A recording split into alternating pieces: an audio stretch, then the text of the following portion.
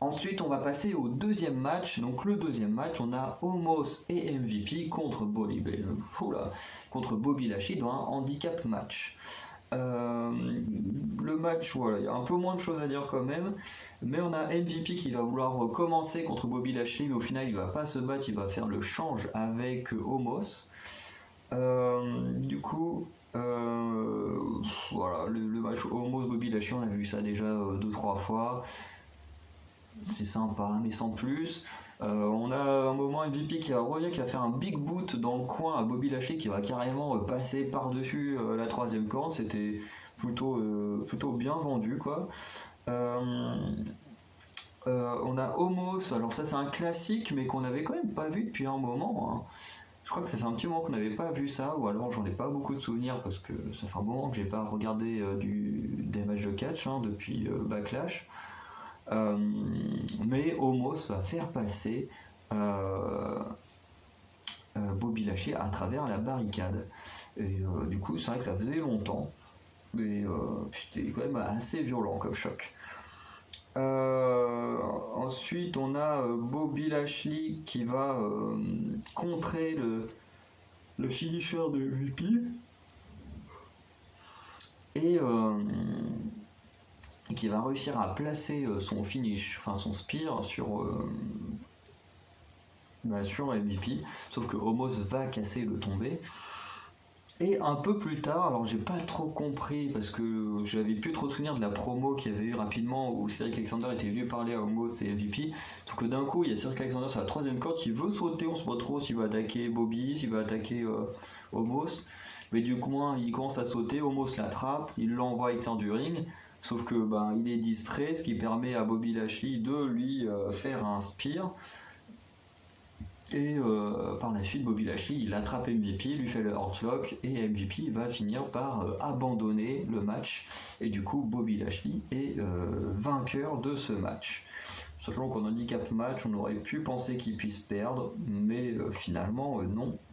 C'est bien Bobby qui a gagné. Alors j'ai mis un 2,5. Parce que le match en lui-même, il n'est pas terrible. C'est pas le meilleur match qu'on ait vu. Mais j'ai bien aimé la cohésion d'équipe qu'il y a entre Homos et MVP. Ça marchait très bien. Voilà, ils faisaient souvent des relais et tout. MVP profitait beaucoup quand Bobby était à moitié KO pour monter dans le ring et rester plus ou moins fort. Même si au final c'est lui qui abandonne, mais voilà. Voilà, il y avait eu des petites passes comme ça qui étaient plutôt sympas. J'ai trouvé qu'ils formaient plutôt une bonne équipe. Ensuite, on a le troisième match, donc Kevin Owens contre Ezekiel. Pareil, le match est sympa, mais il n'y a pas non plus énormément de choses à dire. On a Ezekiel, par exemple, qui va commencer avec un bon coup de genou dans la tête de Kevin Owens, puis il monte sur la troisième corde avec une belle descente du coude. Et c'est vrai que là, quand ça commence comme ça, je me dis waouh, on va avoir un super match. Alors, finalement, un peu déçu de ce qu'on a réellement eu par rapport à ce qu'avaient l'air de promettre les premiers échanges. Mais bon, voilà, j'ai juste mis un peu plus tard, on a un très beau moonsault de Kevin Owens depuis la deuxième corde dans le coin. On a un DDT de Kevin Owens en cédant des cordes dans le coin. Ceux-là, je les trouve toujours magnifiques, ces DDT-là. J'ai noté également un très beau Spinebuster de Ezekiel sur Kevin Owens. Pareil, c'est une prise que j'aime beaucoup. La fin du match, on a Kevin Owens qui va crier Ezekiel, pas Ezekiel mais Elias, il fait le stunner, hop, le tombé, 1, 2, 3, et il a gagné. En sachant que pendant une énorme partie du match, arrêtez pas de crier je veux dire c'est Ezekiel, en mode c'est Elias, c'est pas Ezekiel, c'est Elias. Il a passé quasiment tout son match, quasiment à chaque coup qu'il mettait Ezekiel, arrêtez pas de dire ça. Voilà, il est toujours dans son truc de c'est pas Ezekiel, c'est encore Elias qui prend les gens pour des idiots en s'étant rasé la barbe. Du coup, j'ai noté 2 sur 5, hein. Honnêtement, c'était pas foufou. J'aurais tellement aimé qu'on puisse avoir un bon match avec Elias, parce que bon, Elias, Ezekiel. Parce que c'est un catcheur qui en Elias m'a jamais trop intéressé, je m'ai trouvé foufou. Là, ça promettait quelque chose de bien au début du match, au final, c'était pas top top. Et Kevin Owens, je suis pas un grand fan, mais ça reste un catcheur qui fait des trucs très impressionnants, qui est très bon et tout. Et bah, malheureusement, on a eu un match plutôt classique qu'on pourrait voir dans un Raw tous les lundis soirs, quoi. C'est un peu dommage. Ensuite, on a le quatrième match. Le quatrième match concerne le Judgment Day. Donc Edge, Damian Priest et Rhea Ripley contre Finn Balor, Liv Morgan et AJ Styles. C'est pour ça que je disais, il y a un deuxième match qui implique des femmes, puisque c'est un 3 contre toi. 3 contre toi 3 pas 3 contre toi, 3 contre 3, avec deux gars, une fille contre deux gars, une fille. Mais du coup, il n'y a eu vraiment qu'un seul match féminin. Du coup, match pareil, plutôt sympa, mais pareil, j'ai eu un peu de mal à rentrer dedans. C'est vrai que les matchs tag, alors ça c'est un avis personnel, mais j'avoue que les matchs tag, j'ai un peu du mal avec. Que ce soit du 2 contre 2, du 3 contre 3 ou tout ça, j'ai beaucoup de mal avec, sauf quand c'est du Elimination Tag comme les Survivor Series, parce que dans les Survivor Series, tout le monde a son petit moment, t'as toujours les éliminations et tout, et du coup je trouve ça assez passionnant.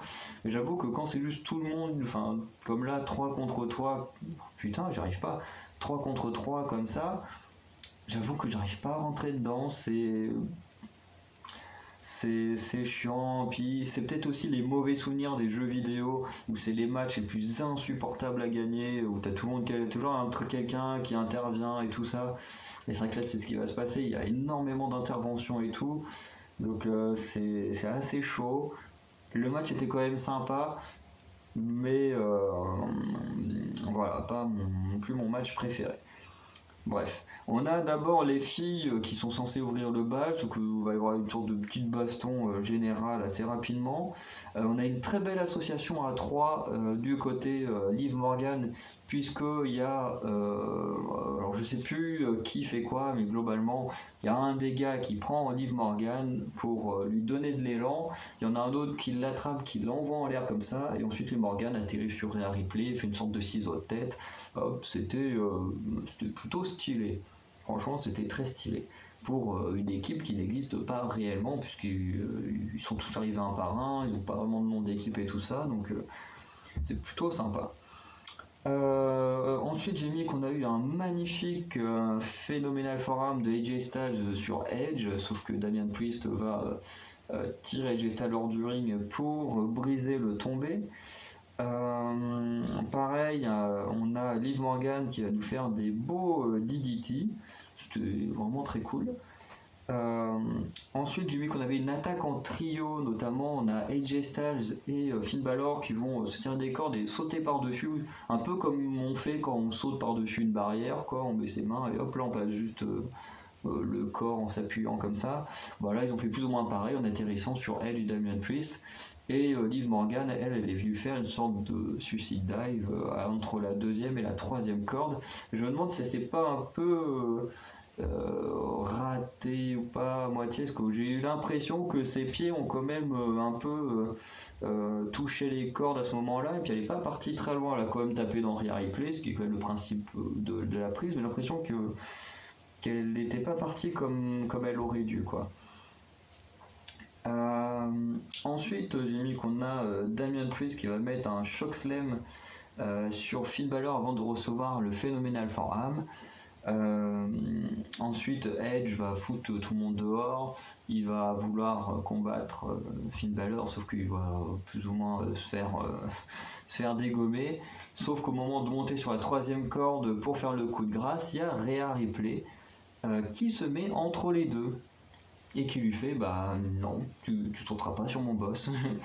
C'est comme ça, je suis une femme, tu peux pas me toucher, donc voilà, je me mets là. Du coup, Liv Morgan, elle intervient, elle attaque Rhea Ripley, sauf que ben forcément c'est trop tard, Edge a le temps de se remettre, il envoie un bon spear à Finn Balor et victoire du Judgment Day, en sachant que j'ai sauté pas mal de moments, mais il y a eu énormément d'interventions, tout ça. Il y a même un tout petit peu avant où Finn Balor veut déjà faire le coup de grâce où Rhea Ripley bouge les cordes et tout. Voilà, il y a eu énormément de coups comme ça pendant le match. Du coup, je l'ai noté à 2,5 sur 5, justement, à cause de ça, le fait que ce soit assez difficile prendre des notes sur un match où il y a plein de gens, que c'est un peu le bordel et tout comme ça. En plus, quand il y a des interventions partout à droite à gauche, c'est pas vraiment moi ce qui me marque le plus dans un match. Et c'est toujours un petit peu chiant, même si on sait très bien à quoi ça sert. C'est pour, par exemple pour Finn Balor, comme c'est lui qui a pris le tombé, c'est pas non plus qu'il apparaisse trop faible, parce qu'on va dire bon ouais ils ont perdu, mais toute la tricherie qu'il y a eu. Donc c'est vrai que ouais, les matchs par équipe comme ça, j'ai un peu du mal. On avait quand même des très gros noms et tout, mais voilà, c'est pas trop mon délire ces matchs-là.